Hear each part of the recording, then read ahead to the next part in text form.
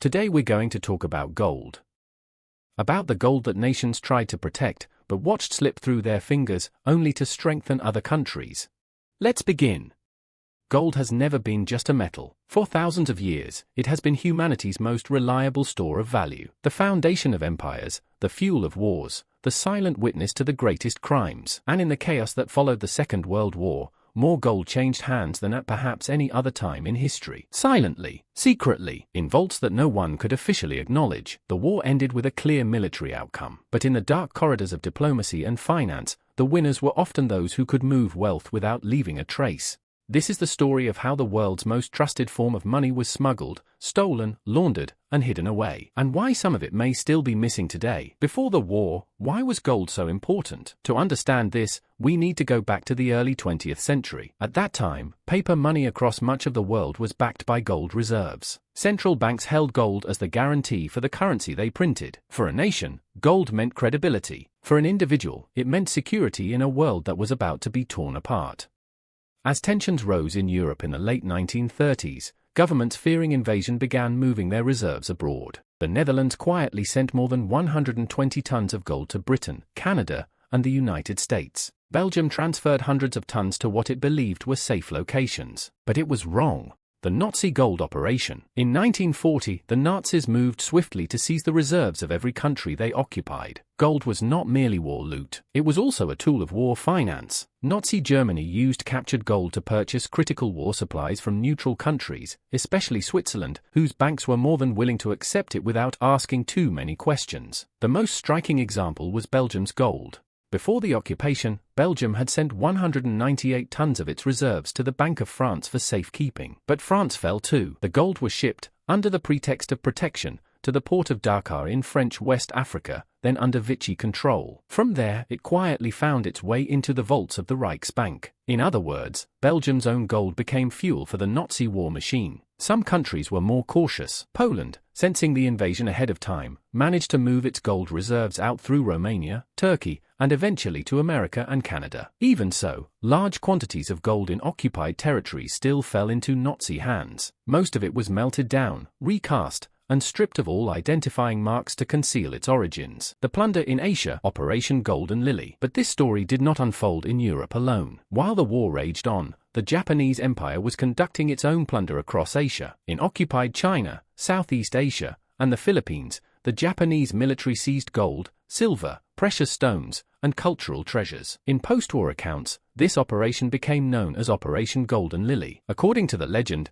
these treasures were hidden in secret vaults and tunnels, particularly in the Philippines, to be retrieved after the war. Some of these claims have taken on a mythical quality over time, but there is credible evidence that significant quantities of precious metals were indeed concealed and never officially recovered. As in Europe, the line between military conquest and organized crime was thoroughly blurred. The end of the war, what was found and what was lost. By 1945, as Allied forces advanced, both German and Japanese officials scrambled to move or hide whatever wealth they could. The Allies found some of it. The U.S. Army's monuments, fine arts, and archives program uncovered not only stolen artworks but also enormous caches of gold in salt mines and hidden depots. The most famous discovery was at the Mucke salt mine in Germany, where American forces seized more than 100 tons of gold bars, coins, and banknotes alongside priceless works of art. But this was only a fraction of what had been taken. The rest was already gone, laundered through neutral banks, buried in unknown locations, or absorbed into trade networks. After the war, where did the gold go? This is where the story shifts from wartime theft to post-war geopolitics. In the immediate aftermath of the war, Europe lay in ruins. Borders were shifting.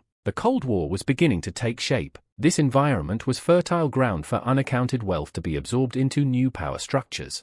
In 1946, the Allies established the Tripartite Gold Commission to return recovered gold to the countries it had been stolen from. Over decades of operation, the commission processed around 336 tons of gold. But compared to the thousands of tons believed to have been seized during the war, this was a very small share. The rest had disappeared into private vaults, state reserves never officially acknowledged, or financial networks spanning entire continents. Switzerland's dirty secret. One of the most controversial aspects of this era was the role of neutral countries, particularly Switzerland. The Swiss National Bank and private banks purchased hundreds of millions of dollars worth of gold from Nazi Germany throughout the war. Some of it may have come from legitimate pre-war reserves, but it was clear that a large portion had been taken from occupied countries, and even from individuals who perished in the Holocaust. Historical investigations in the late 1990s confirmed that Swiss banks had knowingly dealt in stolen gold and, in many cases, maintained that secrecy long after the war had ended. Similar allegations were made against Portugal, Spain, Sweden, and Turkey, all of which had acted as intermediaries in wartime gold flows. The gold of covert operations. In the post-war years, covert intelligence operations partly funded by untraceable assets also rose to prominence. In a world divided between East and West, having access to gold that could not be linked to any official ledger was invaluable. Allegations persist that some of the missing wartime gold was used to finance anti-communist operations, support favored political parties in Europe and Asia, or stabilize friendly regimes. In this sense, the gold did not simply vanish. It was repurposed into the machinery of a new kind of global conflict, one fought not with open battle but with espionage, propaganda, and economic pressure. The mystery continues today. By the 1950s and 60s, the world had moved on to far more complex financial systems. But under the Bretton Woods system, gold remained central to international settlements. Officially, gold prices were fixed and reserves were declared. Unofficially, some countries may have held more than they admitted, and some of the gold sitting in official vaults may have had a far from clean history. Countries like the United States and the United Kingdom, which had taken in large quantities of gold during the war years, incorporated it into their reserves without any public discussion of its origins. For nations rebuilding their economies, the question of whether the gold in their vaults had once belonged to someone else was often set aside in the interest of stability. And yet, the mystery endures. Even today, researchers, treasure hunters, and governments occasionally announce new discoveries. A buried cache in a forest, a train loaded with valuables supposedly hidden in a mountain tunnel, a shipwreck said to carry gold bars intended for wartime payments. Most of these claims turn out to be exaggerated or false, but some are real. The lesson for investors. The historical record is unambiguous. Large amounts of gold went missing between 1939 and 1945, and the vast majority of it was never officially recovered. In today's terms, we are talking about billions of dollars. Symbolically, it is a reminder of how the rules of ownership and morality are suspended in times of crisis. The modern relevance of this story lies less in the specific gold bars that vanished and more in the mechanisms of disappearance. The Second World War proved how quickly wealth can be moved, hidden, and transformed when powerful actors decide the normal rules no longer apply. The same techniques, moving assets across borders, laundering through intermediaries, concealing ownership through shell entities, are still in use today, not only by governments, but by corporations and individuals as well. In moments of financial crisis, assets do not simply evaporate. They often reappear in the hands of those with the means to hide them.